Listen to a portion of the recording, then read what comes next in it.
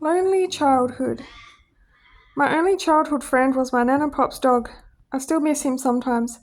He was a border collie cross golden retriever. He was black with white hairs spread around. Sometimes I played ball with him all day, from morning until night, having a few rests in between. When I was a kid, I had a huge imagination and I used to build teepee huts on my Nan and Pop's 100 acres. I would go down to the lake by myself a lot. I spent a lot of time alone as a kid. I had no friends at all. When I was a bit older than 5 years old, I was allowed to have Barbies. Not for long. They got thrown out for different reasons, mostly because my family always moved and religious. I don't remember how or why, because Dad was religious and was against Barbies because they were idols.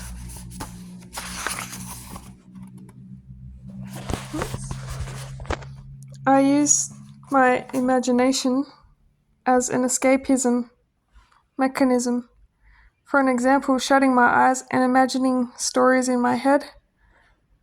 I played romantic stories in my head too, because I like romance, even before I knew about birds and the bees.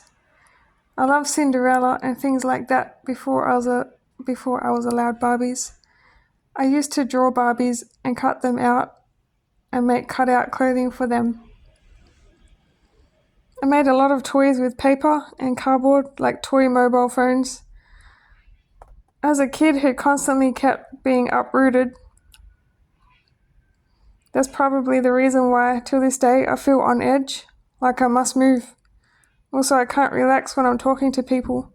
I feel like that they will hurt me, so I stay alone and comfortable. It's hard to make friends because in the back of my mind, I just feel like they're going to switch up on me and leave me, or get offended by some small thing and flip out on me. People seem to be way too overreactive in my life experiences. That's why I prefer to be alone. I don't want to be alone though. I want real people in my life who will stay. My other companion as a kid was my doll called Polly. Polly. She was a knockoff version of a Cabbage Patch doll. Just hurting my hand.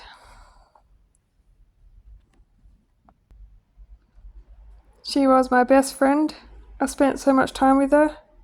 One day I got angry because I had to play outside, so I threw Polly over the fence and yelled, "I hate you!"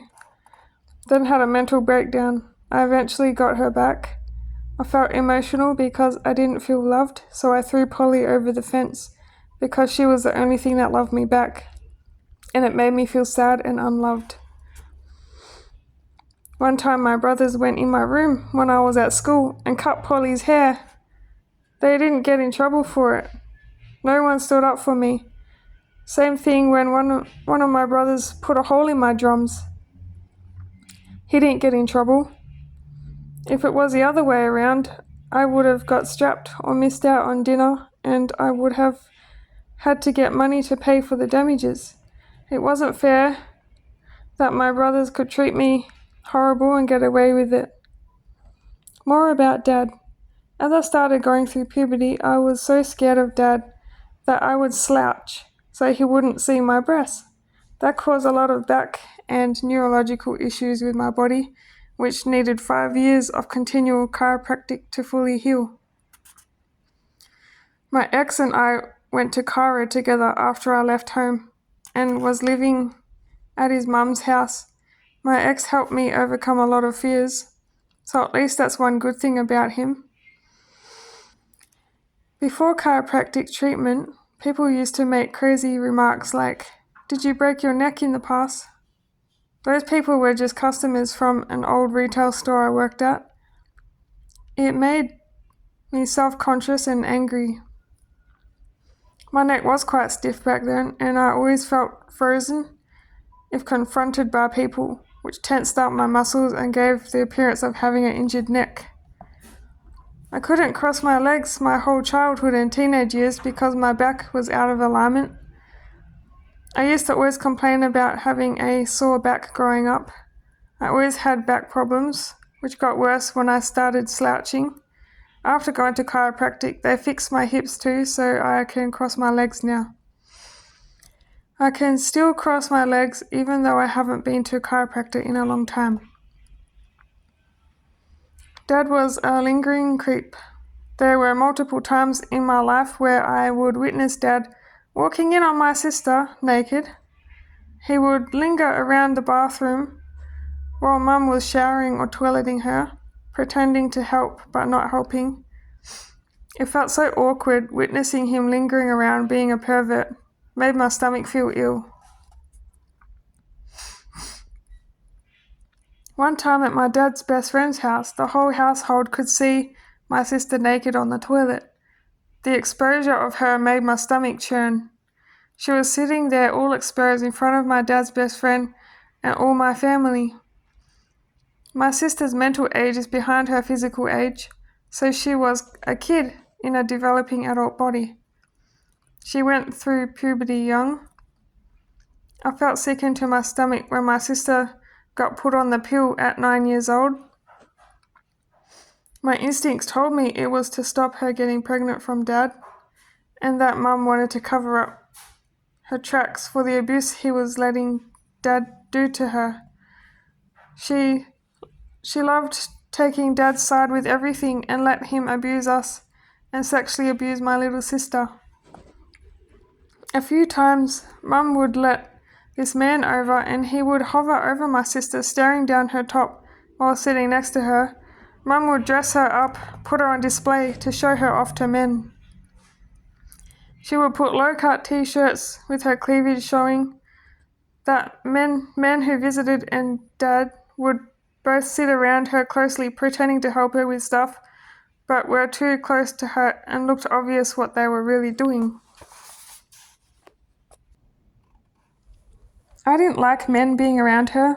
She attracted some weirdos around town too, because when I took her out in her wheelchair, there were drunk men hitting on her.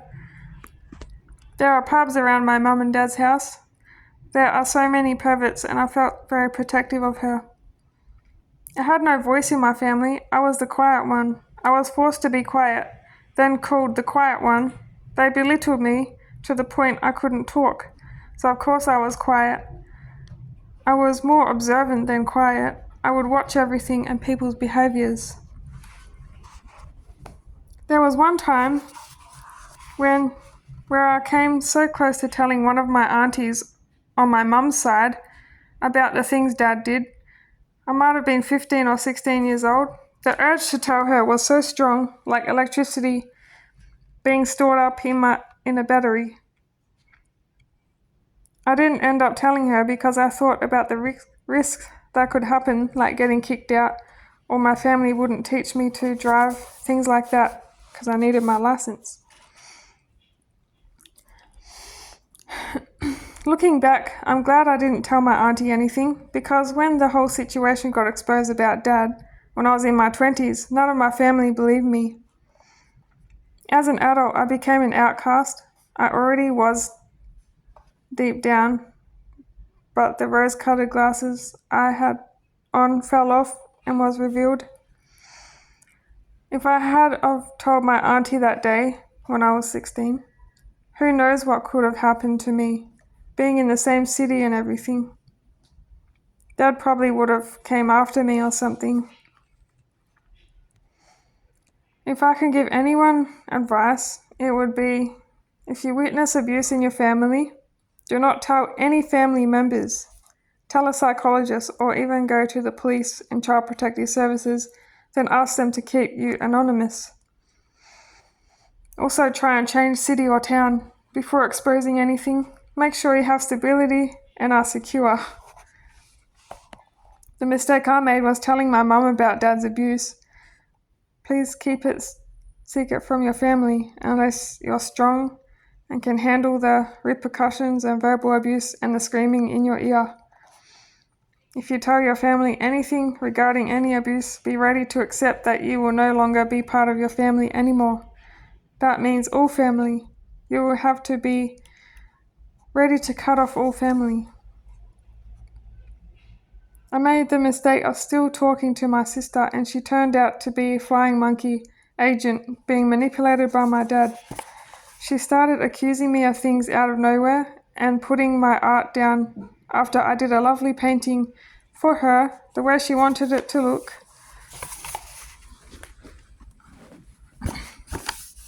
Escapism, coping mechanism, and self-abuse. I was always drowsy when I was young. I think I had celiacs back when I was little too, not just in my adulthood. I must have been low iron because I was always drowsy and had no energy to do things like other kids. I had a hard time learning and concentrating in class when I was a little child. I didn't really know what sex and other things were, but my instincts knew. I had sexual dreams when I was young. I had a strong intuition as a child and knew things without being taught. I knew Dad wasn't a safe man to be around or trust. One dream involved ladybugs, and I still don't like the ladybugs until this day. They give me the creeps. I remember millions of ladybugs coming out of a woman's lady parts, and she felt violated. I must have had a hallucination from breathing in Mum and Dad's passive smoke from marijuana. My parents did marijuana on and off my whole upbringing. Another dream involved me being in the shower with a man and feeling disturbed. Why would a young child have such dreams? I still remember them like I recently dreamt them.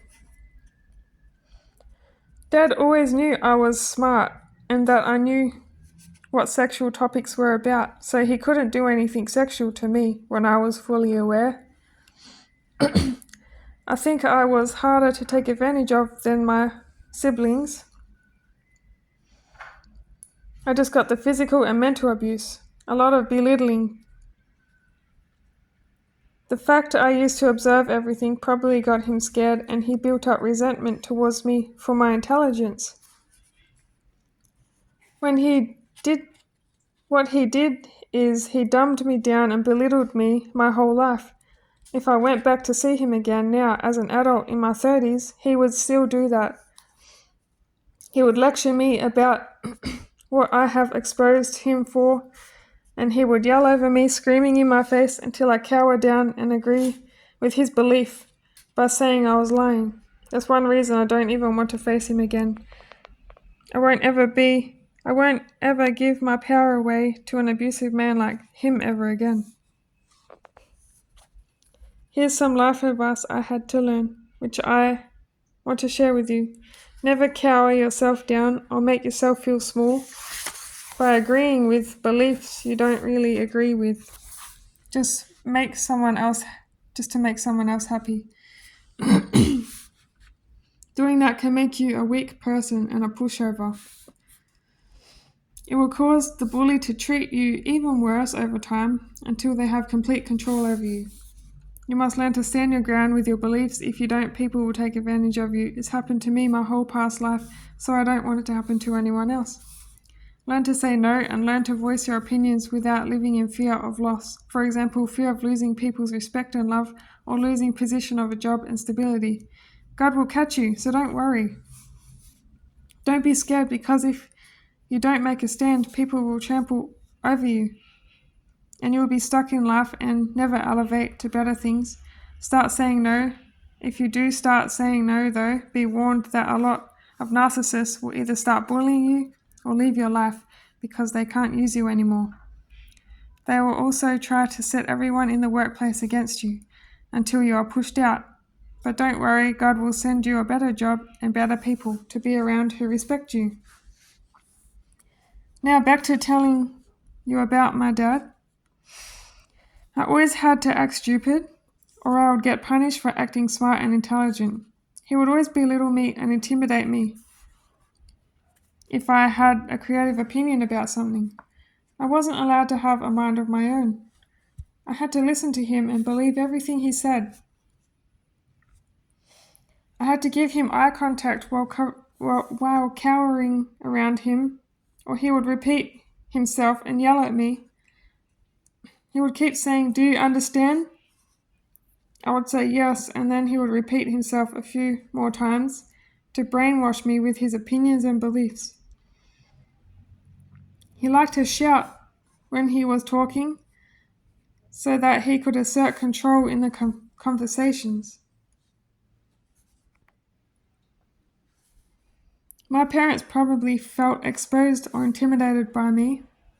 They were probably confused because no one taught me about sex and sexual things, but I knew what it was. I played kissing games with toys and stuff like that when I had toys to play with. I just had an inner knowing about sex. I didn't know everything though. They didn't teach me about the birds and the bees or anything. I was being homeschooled on and off. They thought it wasn't their responsibility to teach me about puberty and the birds and the bees. It's a form of neglect because when I went to high school, I humiliated myself in sex education class because I didn't know basic things, only what sex was. I remember teens laughing at me in class for asking a simple question. Mum didn't buy me bras for ages, and I would slouch and wear ugly big jackets to cover up my body. I wore baggy clothes so that I wouldn't feel violated by my dad. I was so scared of him, I always cowered around him. He would whack me over the head sometimes if I was sitting at dinner table. He used to yell to lean over your food. I wore jackets for years into my adulthood, even in summer on 40-degree hot days, just to cover my body from men seeing me. I didn't want men to look at me because I felt strange. I felt exposed wearing a singlet. I would slouch, have no confidence if I took my jacket off. I'm so glad I got years of chiropractic. They fixed my nervous system and my posture, which I've already talked about, but it was a huge help in my life, so that's why I'm mentioning it again. Dad played tickle fight with me once, and he found out I was going through puberty, and he tipped me upside down to touch my breasts under my jumper. I was yelling for him to stop. I was stressed out. I was also getting blood rush to my head from being upside down. I guess he tried to see if he could get away with anything sexual with me, and how much he could get away with.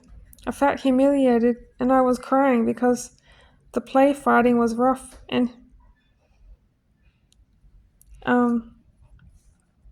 yeah, I felt violated. Self-abuse coping mechanism. When I was 8 or 9, I used to pull my hair out, and I had huge bald patch on my head, which I covered with hats and beanies. I also had a habit of putting my chin back to make myself feel ugly with a double chin. I felt like I wasn't allowed to feel pretty. That was a sin. I felt kind of like Tourette's in a way because I couldn't control it after a while. I had to make myself look ugly.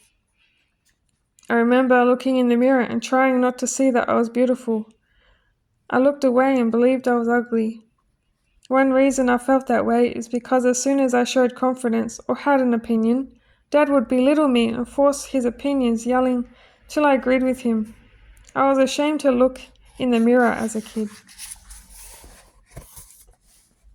I started looking in the mirror when I was a teenager or adult because I wanted to wear makeup. Girls at school teased me for having boy eyes and Chinese eyes when I smiled. I started wearing so much makeup because I didn't love myself at all. The makeup caused skin damage, which took years to heal.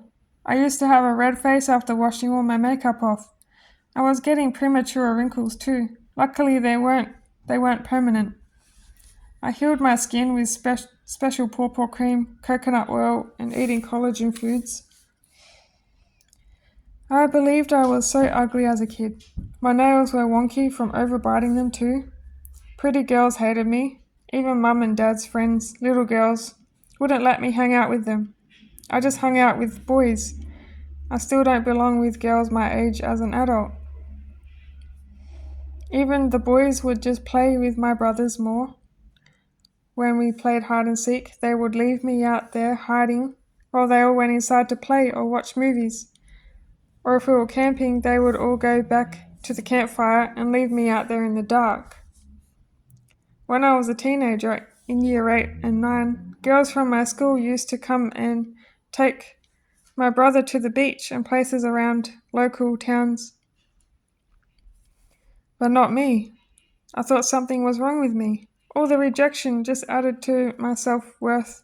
I felt even more ugly. One day, girl classmates let me come. They were told by someone to let me come, a teacher or someone. But they resented me and left me out of everything. They made me sit in the back of the car, not included. They sat in a way that excluded me and pushed me out. Then one of those girls stole the guy I liked in high school because I told her I liked him on the trip that we went on. We went to the beach. Those girls also rejected me because Mum didn't teach me about shaving. And I had a bikini on, but there was hair showing. I didn't know how to shave. My parents put fear into me about shaving.